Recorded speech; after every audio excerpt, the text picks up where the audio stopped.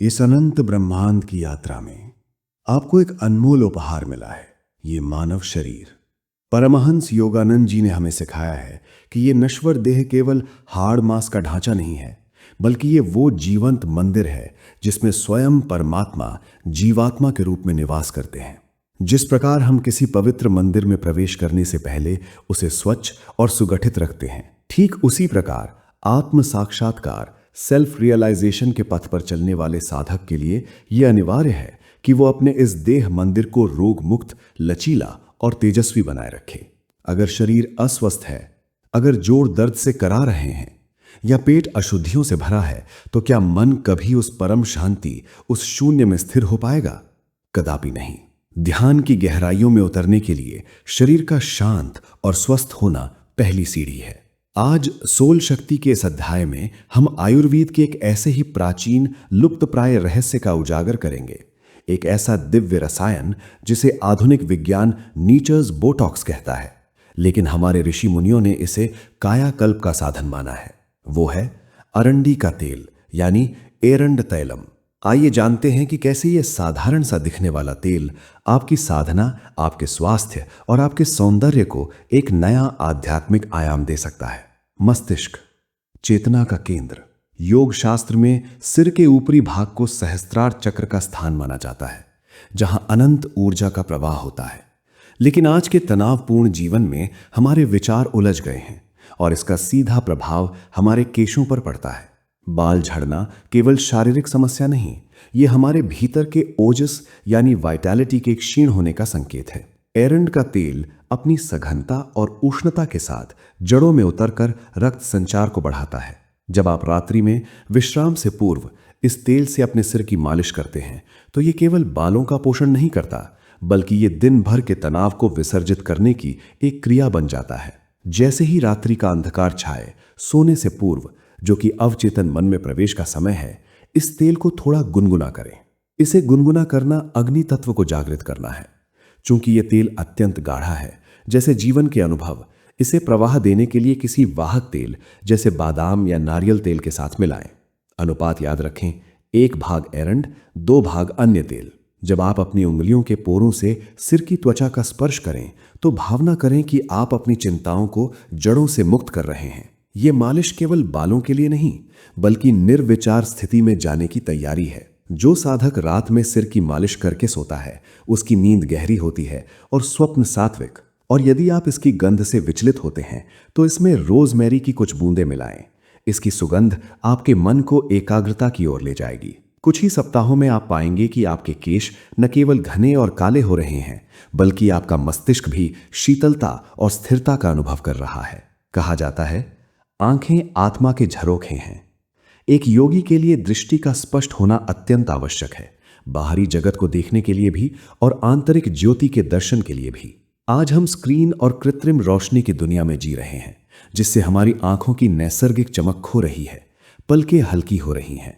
आंखों के नीचे काले घेरे हमारे भीतर की थकान को दर्शाते हैं। क्या आप जानते हैं कि एरंड का तेल आपकी दृष्टि को पुनर्जीवित कर सकता है? अपनी भौहों और पलकों, जो आंखों की रक्षक हैं, पर प्रतिदिन सोने से पूर्व इस तेल का लेपन करें। यह न केवल उन्हें घना और सुंदर बनाएगा, बल्कि आंखों को शीतलता भी प्रदान करेगा। जिन्हें आंखों के नीचे अंधकार दिखाई देता है, वो समझे कि यह केवल त्वचा का रंग नहीं, बल्कि आपके शरीर में संचित वात दोष का परिणाम है। एरंड का तेल अपनी स्निग्धता से उस वात को शांत करता है। धैर्य के साथ, श्रद्धा के साथ हर रात इसकी मालिश करें। जब दृष्टि साफ होती है, तो ध्यान में भ्रूमध्य यानी थर्ड आई पर एकाग्र होना सहज हो जाता है। योगियों के चेहरे पर एक विशेष चमक होती है, जिसे तेज या ओजस कहा जाता है। यह चमक किसी बाहरी क्रीम या सर्जरी से नहीं आती, यह आती है भीतर की शुद्धता से। आजकल जिसे दुनिया बोटॉक्स या एंटी एजिंग कहती है, वो वास्तव में त्वचा के प्राण को बनाए रखने का विज्ञान है। झुर्रियां क्या है? ये त्वचा का सूखना और प्राण शक्ति का कम होना है। एरंड के तेल में रिसिनोलिक एसिड की प्रचुर मात्रा होती है, लगभग 90%। ये तत्व त्वचा की गहराइयों में उसकी आखिरी परत तक जाकर उसे पुनः जीवित करता है। कोल्ड प्रेस्ड एरंड का तेल ने, वो तेल जिसे मशीनों की गर्मी ने नष्ट नहीं किया है, केवल 4-5 बूंदें अपने चेहरे पर इसे ऊपर की ओर अपवर्ड स्ट्रोक से मालिश करें। यह क्रिया गुरुत्वाकर्षण और बुढ़ापे के विरुद्ध एक प्रयास है, ऊर्जा को ऊपर उठाने का। यदि संभव हो तो इसके बाद थोड़ी भाप लें। जैसे बादल बरसने के बाद धरती को तृप्त करते हैं, वैसे ही भाप इस तेल को रोम छिद्रों के भीतर ले जाती है। चाहे मुहासे हों, दाग हों या समय के निशान हों, ये तेल उन्हें ऐसे मिटा देता है जैसे ज्ञान के उदय होने पर अज्ञान के संस्कार मिट जाते हैं। यह आपकी त्वचा को वो कोमलता देता है जो एक निश्चल बालक या एक स्थित प्रज्ञ योगी की होती है। महर्षि पतंजलि ने कहा है, स्थिरः सुखम आसनम, अर्थात ध्यान का आसन स्थिर और सुखपूर्वक होना चाहिए। लेकिन यदि आपके घुटनों में दर्द है, कमर में जकड़न है या शरीर में आम यानी टॉक्सिन्स जमा है, तो आप परमात्मा में ध्यान कैसे लगाएंगे? आपका पूरा मन उस पीड़ा में ही अटक कर रह जाएगा। दर्द अक्सर शरीर में वायु के असंतुलन और सूजन का परिणाम होता है। एरंड का तेल वात नाशक है। यह शरीर की जकड़न को ऐसे खोलता है जैसे वसंत ऋतु जमी हुई बर्फ को पिघला देती है। चाहे वो घुटनों का दर्द हो, पीठ की अकड़न हो या शरीर की कोई पुरानी गांठ हो, सिस्ट, एरंड का तेल एक चमत्कारी औषधि है। एक सूती कपड़ा लें, उसे इस तेल में भिगोएं और दर्द वाले स्थान पर रखें। ऊपर से हल्की सिकाई करें। ये उष्णता और तेल का मिश्रण मांसपेशियों के भीतर जाकर उस दर्द के मूल कारण को खींच निकालता है।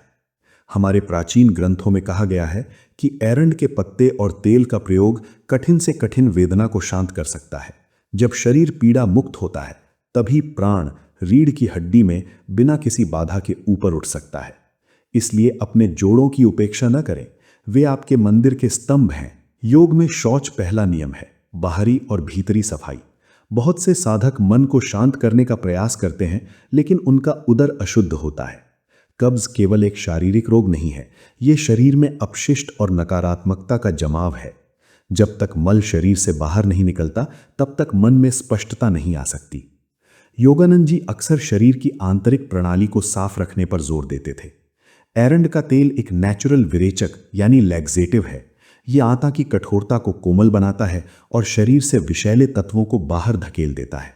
सप्ताह में या माह में एक बार अपनी प्रकृति के अनुसार रात्रि में दूध या गर्म पानी के साथ इसकी थोड़ी मात्रा लेना शरीर के लिए एक डिटॉक्स का काम करता है।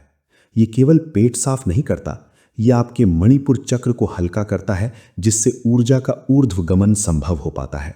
ध्यान दें, इसका प्रयोग विवेक और मात्रा का ध्यान रखते हुए करें। गर्भवती माताएं इससे दूर रहें। तो प्रिय आत्मन, ये शरीर वो साधन है जिसके द्वारा हम उस परम सत्य तक पहुंच सकते हैं। इसकी उपेक्षा करना ज्ञान है और इसी में खो जाना मोह है। हमें मध्यम मार्ग अपनाना है। इसकी देखभाल करनी है, लेकिन इसमें आसक्त नहीं होना।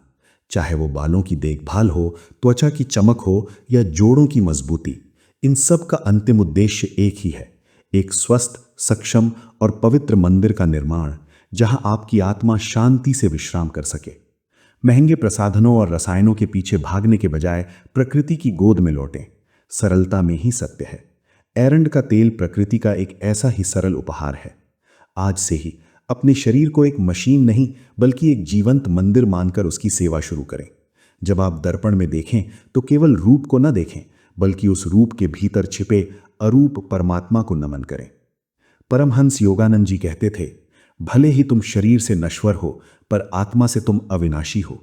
शरीर का ध्यान रखो, पर याद रखो तुम शरीर नहीं हो।